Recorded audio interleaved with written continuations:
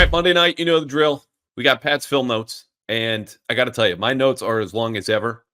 But I know at home, however you felt about Sunday's loss, rooting for it if you're one of the sickos looking at draft order before Thanksgiving, or you're significantly upset because the Patriots let yet another win slip from their fingers. We are not going to dive as deep into Pat's Titans 2017 at overtime because I think the response to that loss being more about the last play of regulation. Again, a game that goes to overtime being about the last play of regulation, which was absolutely spectacular, says everything about this team right now.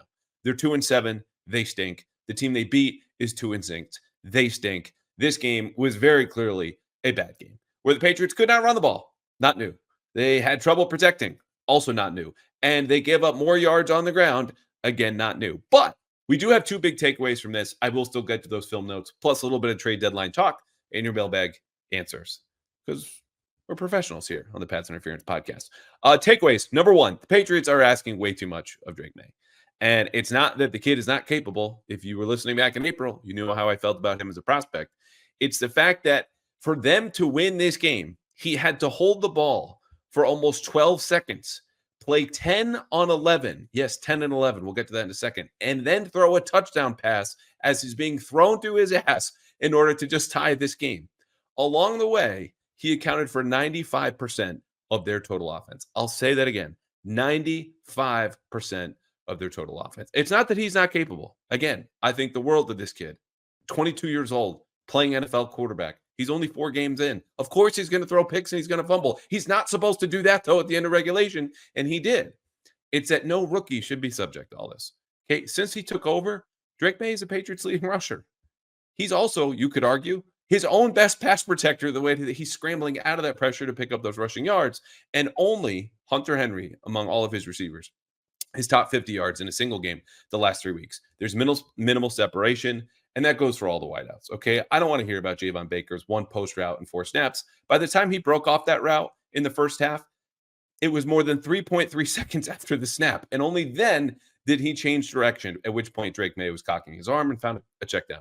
I'm happy Baker saw the field. He's explosive. I hope he gets better. That was just not proof of anything in particular. Speaking of nothing being proof, Kendrick Bourne ran 2 comeback routes that were shy of the sticks, including 1 on 3rd down. Can't have it. Pop Douglas had to drop. Coaching, don't get me wrong, is an issue. Let's not pull everyone's favorite move on Twitter, which is say one thing, but the thing that you omitted is something that you are actually protecting or carrying water for. The point is, no one is stepping up right now offensively for Drake Maye, who had 2 picks and a fumble, and you could not argue was anything less than the best player in that offense in Tennessee. Number 2, I think we've entered a new phase of this season, because answer me this. How in the world is a rookie, Layden Robinson, allowed to start against Jeffrey Simmons, a top 10, 15 best defender in football, maybe a top 50 player in football, instead of Mike Onwenu? Why is Jaheim Bell, 7th round tight end, getting a screen called for him and him only that goes for 1 yard in the first quarter? Why is Javon Baker on kick return when he's not been practicing kick returns basically until a couple of weeks ago? Why is Marco Wilson stealing reps at outside corner when he gets his butt kicked in the first drive? The answer is that new phase. Full-on, developmental, press on, and wins and losses can take a backseat. Because Elliott Wolf told us in February, part of this new Packer way that we're seeing in Foxborough includes emphasizing and almost dictating to the coaching staff, we're going to play young players. Okay? Later, he told me he expects to get younger as the season goes on. Part of that might be injuries or attrition. But here you can see the Patriots almost forcing the issue. Again, they had their best offensive linemen all set to go. Mike Onwenu, I'm writing about this future heavyweight bout. Okay? He's at right guard, his best position as identified by his offensive line coach. And they go, nah, we'll move you to tackle. Further away from Simmons, okay, the player Gerard Mayo identified on Wednesday, and then on Friday, and then after the game Sunday, and again on Monday as being a real problem. And in Onwenu's place, you put a rookie who's been in and out of the lineup with injuries and issues with performance. And then he gives up a pressure, gets called for holding, and gets away with another holding call all against Jeffrey Simmons in the first drive. That's who they chose to play. The answer, folks, cannot possibly be about winning. It's about getting reps for Layden Robinson, who we know they think very highly of, and I think will be a good player. But this was not the time nor the spot, if you wanted to win that football game on Sunday, to play him. It was the time and spot, being early November, when your season is already basically lost to play him if you want to develop him. And that goes for all the other guys who got out there and played, except for Jalen Polk, who played about 9 offensive snaps, had 2 penalties, 1 target, and 0 catches. So that's where I think we are. There were breadcrumbs left from the Jets game, starting with Baker on kick return and a couple other guys on defense. But offensively, I think this is their first sign. The Patriots have put up a sign saying it's time to go, kids. And that's why you see more of them on the field, even when it doesn't really make any sense. Okay, let's get to Drake Maye. But first, if you want to go to a Patriots game before it gets too frigid, they get the Rams coming to the town soon, the Colts after that, then they get to the bye week, or you want to go to a Celtics game or a concert or a show, there's only one place to go first, and that is Game Time. You can go to Game Time and get the lowest price guarantee for any ticket to any show, any game right now, and you can use Game Time Picks, which filters out all the fluff and only gives you incredible deals on great seats, so you don't have to waste time searching at other sites. Plus, that lowest price guarantee comes with a promise to give you 110% of the difference if you find a lower price elsewhere. But here's the thing, you won't. So download the Game Time app today. Create an account and use code CLNS for $20 off your first purchase. Again, I've done this, took my wife and a good friend to London for that Jaguars game, got them tickets, got some money off for myself. Terms do apply. But first, you need to create an account and use code CLNS for $20 off at Game Time. Download Game Time today. What time is it? It's game time, baby. Actually, it's Drake Maye time. So when you look at his stat line, almost 100 yards rushing, 95 to be exact. Meanwhile, the second leading rusher had 16, and he completes over 70% of his passes and goes for over 200 yards. Like, none of this, when you consider the volume of dropbacks, aside from the scrambling numbers, is all that impressive. It was impressive that he was overcoming 0 run game, another pressure rate north of 30%, and as we detailed, receivers who were just not separating or running with enough detail. But the most impressive part is all of his best plays were off schedule. His scrambles beat pressure, again with a 95 rushing yards. His processing and creativity beat the blitz. His willingness to hang in the pocket and throw off platform got that 21-yarder to Demario Douglas rolling right in the third quarter, layers it over the second-level defender. Pop Douglas, great catch, toe tap, out of bounds, boom, move the chains. And then that little left-handed flip we saw to Ramondre Stevenson as he was getting dragged to the ground, this being Drake Maye. Okay, then, of course, came the touchdown at the end, which, oh, by the way, I mentioned Drake Maye playing 10 and 11. I missed this on first watch on Sunday. Maybe you didn't. But in the middle of that play, as the Patriots roll out 5 receivers against an 8-man coverage from the Titans near the end zone, Hunter Henry gets knocked out of bounds and is then forced to stay out of bounds because had he caught Drake Maye's pass, it would have been illegal touching and the Patriots would have been backed up. So he stays out. Then the Patriots have 4 receivers out against 8-man in coverage until the guy that was covering Hunter Henry runs at Drake Maye, forces him to throw the ball after 11.82 seconds. And of course, it finds Stevenson. But the point is, as impressive and difficult as that play was, it was more impressive and difficult than you realized, or maybe it was just me at home. Incredible. Anyway, so how much of this is sustainable? Because it's great that Drake Maye can drive the car and be the engine and be the airbags, as I wrote afterward, because their solution, when anyone else kind of screws up, the offensive line and pass protection, the running game not getting certain yards, or receivers who stumble, as Kendrick Bourne did on that last play and took himself out, is for Drake to run or find a different outlet or continue to extend that play. And I would just say, if you look at any quarterback over a full season, okay, who has put himself into the Pro Bowl or MVP conversation, whatever, they're not majoring in that. Okay, they're functioning within an already functioning offense. Okay, you have protection enough of the time, you have receivers that separate, and a structure that makes sense. He doesn't have that right now. Okay, so it's great that he can create, and he will reliably create on his own with scrambles or extended plays or whatever it might be. But I would like to get him some more support. The Patriots have to get him more support. And in the meantime, he can focus on a couple of corrections. The first interception, it's a 5-man blitz with a Amani Hooker who got the pick, short robber. Drake Maye was expecting Demario Douglas running a crossing route to clear Amani Hooker in that short zone out of the picture. Because why wouldn't you throw it to Pop Douglas? You know, we here on the podcast would throw it to Pop Douglas. And the goal was to then throw it to Jalen Polk, who was running an in-breaking route right behind Pop Douglas. It's kind of like a replacement concept. Well, Amani Hooker's been like, okay, it's cool that Demario Douglas is going by. I'm watching your eyes. And Drake Maye's eyes took him right to Jalen Polk, where Hooker made the pick, and that was it. He also did this on the second pick, where initially Drake Maye called it a dumb decision. Then he said today that he underthrew him. meaning Kayshon Boutte. Boutte absolutely should have done more, by the way. Speaking of giving your quarterback some support, play a little defense, pal. You knew that wasn't coming your way. You have to get there and break that pass up. He said he underthrew it today. The point being, the danger for Drake Maye is not, again, that he can't do all of these things. And it's not even that he shouldn't have to do all of these things, but he is. It's that if he's asked to do this over time and again and again and again, this is why I want to slow play his starts. You run the risk of ingraining these habits where he crosses over from aggressive to more reckless. And we're a ways away from that just now. It's just something to keep in mind because obviously Drake Maye felt a good deal of pressure to get that ball deep. And some of it was clock, some of it was the fact that you're in overtime, you're trailing. But his first throw on that drive, too, was deep down the sideline, fell incomplete. Then he scrambles.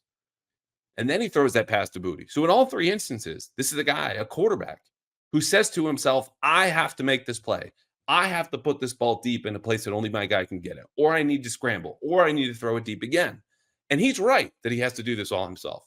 But the Patriots can't keep asking that. Otherwise, he will bring himself down in the offense with it because right now he is the offense. Only other nitpick for me, otherwise, again, processing there, creativity's there, scrambling, good enough accuracy. It wasn't, 70% like wow accurate, but certainly good enough. He had a couple of questionable decisions on some RPOs because a big part of this game plan for the Patriots was saying, okay, we're going to feed the ball to Demario Douglas. He's going to be running these little bubbles or hitch routes. And what that'll do is take advantage of the bad tackling at the Titans corners. They're a good tackling defense in Tennessee, but the guys that miss are the ones who would be theoretically guarding Demario Douglas. Well, in efforts to get the ball to pop, Drake Maye pulled the ball out on these RPOs despite facing a light box, which if he had made the read correctly, would have said, hand the ball off. You've got 6-on-6. If everyone blocks 1-on-1, you're fine. But outside, you'd have 3 defenders over 2 receivers. There's no advantage there. He threw a couple of those. Again, it's a nitpick. He also went over 5 on deep passes, which you just don't expect from him moving forward, but that's it for Drake Maye. Okay, Alex Van Pelt. So a lot of heat for him as I was watching this game on Sunday, and I get it. Like, it's heat for offensive coordinators is not new. I've done it with the teams that I watch and rooted for and yada, yada. But the issue for him was not, I would say, the play calling was a complete disaster. And let's jump in right to the end of the half because I know this was the big one. And I think people are half right here. 2nd and 1, it's a handoff to JaMycal Hasty. Patriots are going to stonewall all game up front. Why are you handing the ball off in a 2-minute drill when Drake Maye is clearly moving the ball either by himself running or throwing? Well, if you look at the defensive front on that play, the Titans do not cover up, meaning they don't put a defensive lineman or a linebacker over either guard or the center. So if you're calling an inside run, this is the exact front that you want. They call inside zone. You're supposed to get a double team by left tackle Badarian Lowe and left guard Michael Jordan, and they start that way. Hasty gets the ball, and then both of them cut that defensive lineman loose. I don't remember who it was off the top of my head. So this was a mental mistake. Day 1 install screw up by Michael Jordan and Badarian Lowe. I think Lowe left a little bit too early. Again, you need 3 feet. Just hold the double team. Then you can get to the second level. They didn't. It's 3rd and 1. Then I would say everyone's got a case. Hey, Van Pelt, like what? You think you're going to load up and suddenly run on the Titans after they've stopped you virtually every single scenario to date? Like, okay, you have someone in the backfield who's an offensive lineman playing fullback. Great. They know you're going to run right. It's where you always run right in high leverage situations, and shocker, the Titans stop them. But going backwards, the Titans did stop another game plan where Van Pelt wanted to go heavy personnel, 11 of the first 14 snaps. Close to that. We talk about this 15-play script that offensive coordinators always have. 11 of those first 14 had either multiple backs, including the fake fullbacks. They don't have a traditional fullback, or multiple tight ends. The rest of the way, they were more than 80% from 11 personnel, meaning 3 receivers. So 1 tight end, 1 running back, and that's it. And that's because they got stonewalled running the ball in that heavy personnel, and when they called runs on the first 4 first down plays. So the initial plan doesn't work, but worse than that, because again, I don't think the play calling stuff is totally fair. Just get the 3 yards. It was a good front, 2nd and 1. 3rd and 1, sure, go nuts. Is that they did not have a good plan for Jeffrey Simmons, who Gerard Mayo, again, called out Wednesday and Friday, and then after the game, and then after the game again today, Monday morning. And part of the plan, in addition to these little bubble screens for Demario Douglas, was to just run outside. He had an early toss in that first drive, okay? But there were no wham plays. There were no trap plays. You were not going tempo to wear out that pass rush. You were not moving the launch point until the last drive of the game, okay, meaning bootleg rollouts or just movement throws, anything like that. Something Maye also said they had to do, and just flatly did not. And so instead, Jeffrey Simmons gets multiple pressures, several pressures, draws multiple holding calls, and devastates your run game. Layden Robinson gets benched before halftime on when he goes back to right guard, where he should have been the whole time. And Demontre Jacobs, who was good against the Jets. I don't know why he got benched in this particular game, but he did. And then he's back, and he was fine, just like he was last week. Okay. The plan was not good enough to neutralize Jeffrey Simmons. Last thing here. It was interesting. I mentioned the Patriots go more than 80% 11 personnel for the rest of the game after the multiple tight end stuff just doesn't work, except on the last 3 plays of regulation, okay, which included a 4th down and the last snap of the game. Alex Van Pelt went back to the 2 tight end sets. And part of this, I think, is just the game situation where, hey, if you're going to throw a jump ball, it might as well be to 6'3", 6'4", 6'5", Austin Hooper or Hunter Henry, right? And there's a part of me, though, that knows their most efficient grouping has been the 2 tight end personnel all season anyway. So in those moments, I think what that says to me is playing through 12 personnel is how Alex Van Pelt wants to play in his heart, in the moment where you don't have time to think or plan or analyze or do any of that. You just have to call it and go, what do you want to do now? His answer in those last 3 plays was 2 tight end personnel. I wonder if you see a little bit more. But as I said before, there's a little issue with that when you take off Demario Douglas, by far your best receiver. All right, some stats, and then we'll get to defense. Ramondre Stevenson forced 3 missed tackles, 16 rushing yards, 17 after contact.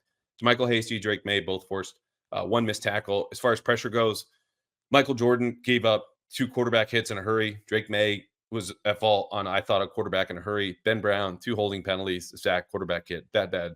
Michael Wenu, 2 pressures. Both of them were hurries. 1 each for Robinson and Jacobs playing on that right side. Vidarian Lowe was involved in half of their run stuffs. Can't have it. And Booty and Pop Douglas had to drop. Defense. So aside from Mike Onwenu and Jeffrey Simmons, the biggest matchup in this game was going to be and was Christian Gonzalez against Calvin Ridley. And the Patriots didn't play as much man coverage as I thought they would. And even when they did, it was not always Christian Gonzalez guarding Ridley one-on-one. They threw a couple double teams at him. And the bottom line was Christian Gonzalez gave up 3 catches for 51 yards to Ridley.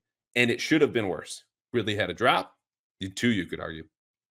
And he also sprung free on the play where Jelani Tavai gets that tip drill pick in the end zone. The 3rd end zone pick the Patriots have had, by the way, out of their 4 this season. And if you look, Christian Gonzalez follows, not Ridley, who is in the slot, his outside receiver in where that target went. And Ridley, from the slot, runs a corner out to no one because Marcus Jones, who's over Ridley in the slot, passes Ridley off. He thinks to Gonzalez and instead goes to no one. So if Mason Rudolph had not committed to that quick in route instantly and just looked at his best receiver, that's a touchdown and probably on Christian Gonzalez. So where does that fit within the larger plan? Well, again, the results are mixed. Whether you look at the pass, where they did a lot of damage in early downs because Titans figured out, okay, you're going to play big personnel. Patriots are 40% in base defense for this game, which meant you have to play a lot of zone. You're not asking Jelani Tavai and Christian Ellis and Anthony Jennings to play, man-to-man coverage. So if you're playing big defense, big personnel, and you're running a lot of zone coverage, what are you susceptible to? Play action. When is play action most effective? Early downs. So Rudolph goes 7 of 10 for 96 yards and a touchdown, as you saw on that opening drive. And ultimately, despite the fact that the Patriots actually got decent pressure on Rudolph, even on some of those play action throws, was north of 30%. They couldn't create enough negative plays to keep the Titans off schedule. The Titans had a success rate north of 50%, meaning on 1st, 2nd, and 3rd down. They were often getting enough yards to stay on schedule. The Patriots don't have players who can create negative plays, which, of course, are the defensive version of explosive plays. So the same offensively, where it's such a slog just to get downfield, that's what it is on defense because they can't make plays when they need to. But when they did get pressure, Anthony Jennings had 3. Dietrich Rice had 2, including the sack. He also gave up a scramble to Mason Rudolph on that 3rd down on the first drive. Continued, goes for a touchdown. Jelani Tavai had a really good game, except for one play. Get to in a second. Quarterback hit, a hurry, the pick, had a run stuff. Keon White, I had down for 2. Pressured, 1 hit, 1 hurry. Daniel Akawali played well. Quaylen Roy's still hanging around. I don't know how as a pass rusher. He's like their steadiest guy when it comes to non-sack pressure, though he's probably still second in sacks. And then pass deflections, Gonzalez had 2, Jonathan Jones had 1. We already talked about Christian Gonzalez. The issue for the Patriots, again, on the ground, playing a lot of base defense, the Titans still going again and again at you, as you saw with 41 rushing yards in overtime, and Tony Pollard goes for over 100, and it's 4.6 yards a carry, is that they repeatedly went at the edges and successfully. They drew in the Patriots defensive backs and said, hey, Marco Wilson, why don't you come up and tackle with crack toss plays, meaning you have a tight end or receiver comes in towards the box at the snap and boom, hits the defensive end or edge defender from the side.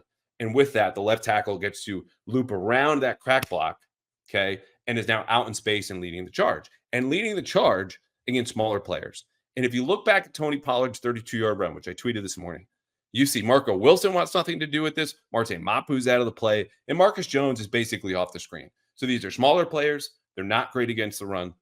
And the Titans knew this and ran as many times outside of the tackles, meaning beyond the left shoulder of the left tackle and beyond the right shoulder of the right tackle. Okay, not behind them, outside of them, 16 times. They averaged 5.8 yards per carry running these crack toss plays, or that example was truck toss, which is outside zone just with the one pulling tackle. But anyway, they averaged 3.5 yards per carry going anywhere behind their actual offensive linemen between the tackles. So there was a big difference. Another big difference, Christian Ellis regressed.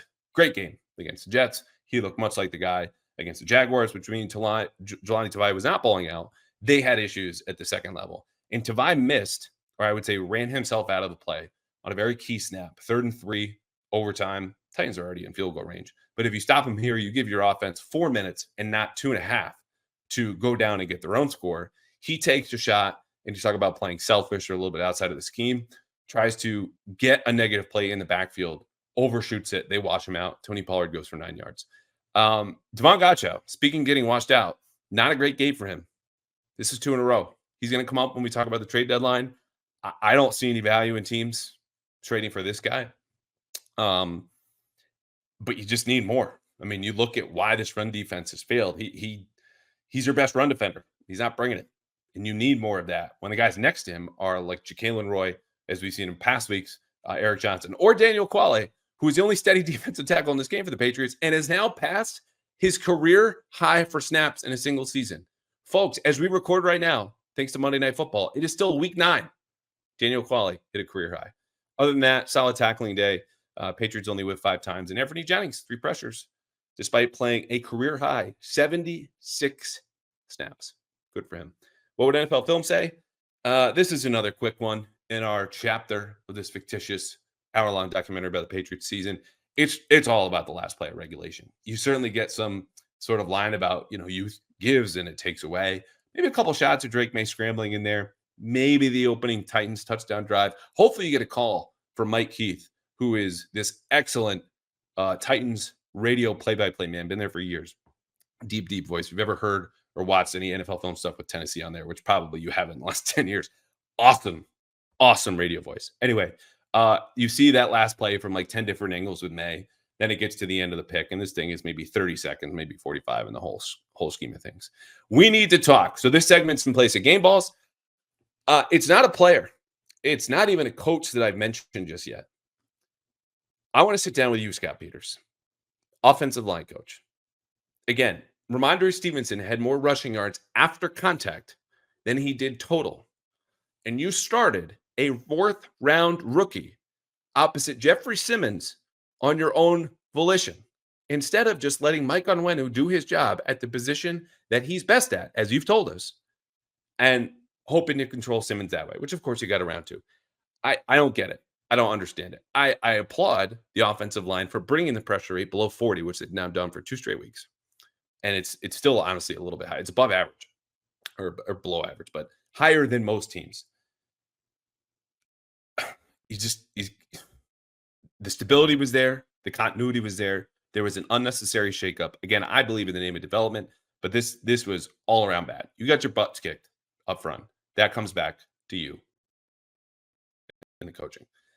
Trade deadline. But first, Prize Picks. I gave out the easiest pick in the world last week, Saquon Barkley, over half of a touchdown, rewarded handsomely, plus a little spin and backwards juke or leap or whatever he did against the Jaguars. I will have more picks later this week because I think the key really is for someone who covers the Patriots, just don't pick things related to the Patriots. And whether you follow my picks or not, you need to go to Prize Picks now because it is the best way to win real money this football season. And you can pick your fantasy players, the players we talk about here, players facing the Patriots. But what you do is pick 2 to 6, okay? And their corresponding stat projections. So it might say Drake May, more than or less than 200 passing yards. And if you think he's going to light up the Bears for more than 200 passing yards, well, you just hit more. And then you get another player and another player, and you file your lineup, and you can win up to 100 times your money. I'll say that again. You can win up to 100 times your money on Prize Picks with as few as 4 correct picks. It takes less than 60 seconds. And again, you take your takes or your fantasy players into real money all season long on Prize Picks. Best part is this. If you sign up today with America's #1 daily fantasy sports game, you get $50 instantly the first time you play $5. You don't need to win that lineup, your first $5 lineup, to get the 50. It's a bonus either way, guaranteed. And now Prize Picks uses Venmo, which is how I use it. So everything is safe, secure, easy to use, and you get your money in 15 minutes. So download Prize Picks today. Use code CLNS and get $50 instantly after you play your first $5 lineup. Prize Picks, run your game. Okay, trade deadline. I do not expect much from the Patriots here on Tuesday. Trade deadline is 4:00. It's the biggest thing going on Tuesday, frankly, let's be honest. But reports recently have said that Jonathan Jones, they're not interested in trading him. KJ Osborne, I think, is a much different deal. Healthy scratch. He's being a little bit coy with reporters. He's at least got a track record. It's not here in New England where he's stunk and a lot of things are not going right. But I think it's him is a virtual lock to not be on the team come Thursday or Friday. Just reading the tea leaves, no hard reporting there. Beyond that, Tyquan Thornton, you're not getting anything for him, a young player, 4.2 speed or not. This is third year in the league. What would compel you as an outside GM to be like, hey, yeah, I'll give you any kind of pick for that guy who also might be cut if he's not traded? There are rumors. Dana Rossini, the Athletic, has brought up Devon Godchow and Kyle Duggar. That would surprise me because the Patriots will either have the fastest buyer's remorse on these contracts, guys who they've either signed to an extension or signed outright. Both of them were extensions because Duggar got transition tag. But setting that aside, within 6 months in Duggar's case, or 2 or 3 in Godchow's case, it just seems unlikely. Now, would it surprise me if that source and that information is not coming from the Patriots and instead teams trying to pressure them to add a Duggar or a Godchow or maybe people from their camp? Pure speculation. No, it would not. There's a lot of stuff that flies around the deadline, but the Patriots don't have a lot to offer other teams. They're interested in picks the way a lot of other teams have established themselves.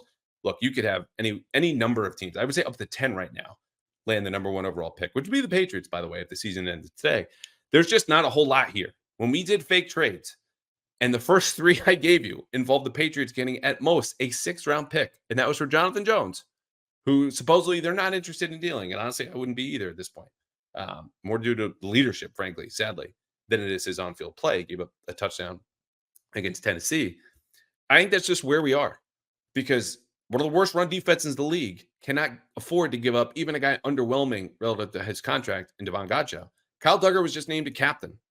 He's tailor-made for this kind of scheme. I don't know how many other teams would be looking for a player like him, someone who's really a box safety, but you can rotate in other places and doesn't play a ton of man coverage. Okay, he's a fit here. He wants to be here. He just re-upped here. He's a top 10 highest paid safety in the league. I don't know if that gets done. I could be wrong. I'm just saying, do not get your hopes up one way or another, I think, for fireworks to trade deadline, which, of course, we know will mean we have an emergency podcast when the Patriots make some sort of big deal Tuesday night or Wednesday.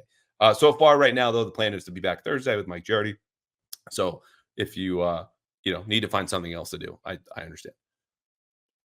Let's get to the mailbag and get out of here. Jeffrey wants to know, do you think we expect too much from rookies in general or too soon? I say this because it is halfway through the season and everyone is killing Jalen Polk, already saying bust in another bad pick. I then see someone like Quentin Johnson on the Chargers bounce back year 2 and show great improvements. On the flip side, CJ Stroud is regressing in second year, but still playing okay. Yes, Jeffrey, I do think we expect too much from the rookie. Someone wanted to get me to, quote, admit that Elliott Wolf's already had a bad first draft class. This has nothing to do with Elliott. This is only to do with being 9 weeks into a season for a team that's rebuilding, has rookies that have been injured, playing poorly, and any team, any player, any coach, any front office, that's not enough time to know what you have. Okay. That's not even a full college football season. All right. There are scouts here who are not calling it quits because they're 9 games into scouting the guys who are going to come up in the draft because there's still more season to go. The bigger games are still ahead. I want to see more from these guys and I want to see more from them next year, right? Year two leap. How many times have we heard that? You already cited an example. We see that across the league. It's way too early. I think you do expect too much from rookies, especially in these kind of situations where okay, you might get the ball a lot. Like it's a bad player playing an NBA team. Are you getting a lot of good stats, but it's not driving winning? Great. Obviously, the Patriots aren't doing either, so it's disappointing. But context matters, especially for the development of players, which makes what Drake May is doing super impressive, but everyone else a little bit more understandable. And that's why I would preach patience, period, when we're talking about still being in week 9 of the season. But secondarily, going, well, who's here to help them? Okay. Yeah, they might be able to play, but look who they're playing with or next to. It's bad. It's the least talented roster in the AFC, maybe the worst in the whole league. Dave, should they check in? Meaning the Patriots. On Chris Olave, knowing season should be over or his concussion history, is that too severe right now to look into him? First and foremost, obviously wishing all the best for Chris Olave, who I believe just suffered his third concussion in the NFL since the Saints traded up to pick him in the first round. And yes, I don't think the Saints take any kind of calls. I get the buy low nature of this, but also if you're the Patriots, why are you wanting to make an investment in a player that, just ask a Dolphins fan how they feel about watching Tua take his third concussion and now sliding. He's getting standing ovations for sliding in Miami. And there are people who also feel he shouldn't be playing, period. That's a decision Chris Olave has to make for himself, but I would not want anything to do with this, either in the strict objective, you know, football only sense or in the personal sense of just having to cover and watch that. John, quote, who are the rookie and first year players that are building blocks for next season and beyond based on what you've seen so far? This is very similar to another question from Brett. What, quote, pieces do you think the Patriots currently have on the roster to build around Drake May?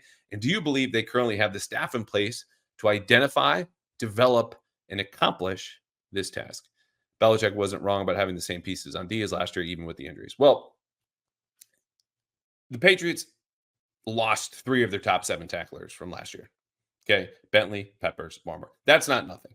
The defense should be better than this. Covington and company are not doing a good enough job. That can both be true. And Bill also cannot be right, as you say, I believe, when you actually take into context what they're saying. But you want to know about the building block players? Look, Jalen Polk is going to get an opportunity through the end of this year, through next year.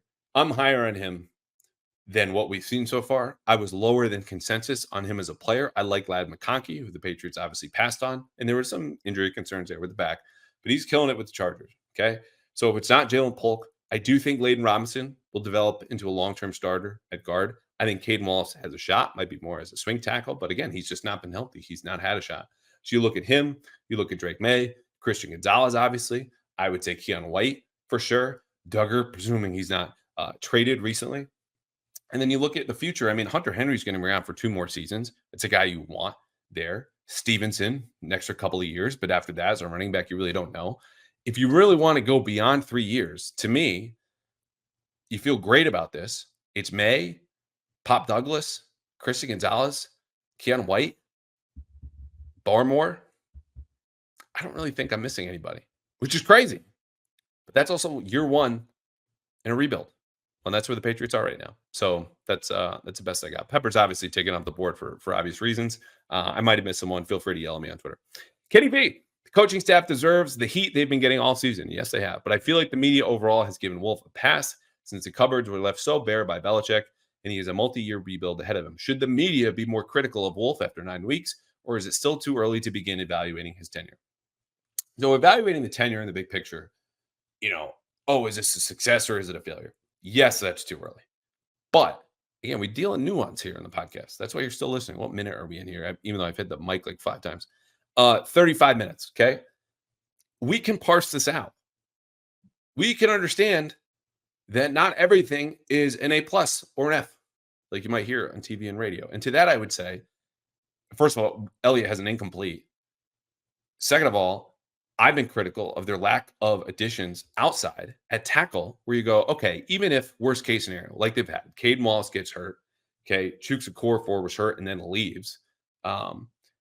I'm missing somebody. But the point is, Vidarian Lowe comes back, and I feel great about him as a starter. You don't feel great about him as a starter.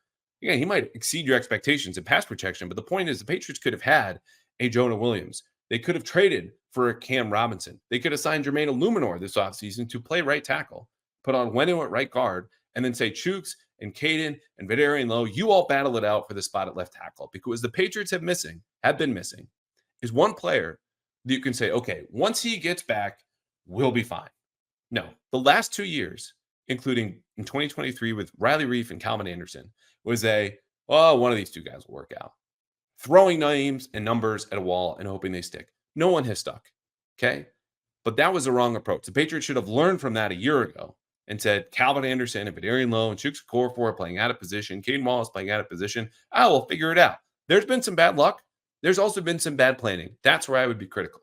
As far as the bigger picture, though, I mean, they just had to re-sign and chose to. A lot of core players, okay, did that. They nailed the quarterback. That I honestly should have led with. I think they've nailed the pick with Drake Maye. And that matters more than any other signing or any other draft pick that Elliott and Wolf has made so far. So if you need to give him a grade and it's not incomplete, you have to, in my opinion, start at the very least with a B, because as much as I just lamented and criticized the offensive tackle situation, the quarterback matters more than anything. And I think they've nailed that. Now, of course, the next step is how do you build around him? Okay. But that's where I stand right now. It's overall too early. But if you're really, really going to force my hand, that's where I would land. And for the reasons we just talked about. Two more. Craig got draft on the brain. Craig says, I'd love to see the Pats trade back for a haul, 5-10 spots. Sounds like he at least thinks they'll be top 3. He wants to take a receiver, a left tackle, an edge player with the first 3 picks. Is this doable? I mean, this is a very specific plan without many specifics, I would say, Craig. But to that point, I think you absolutely could get a starting caliber player with your first pick.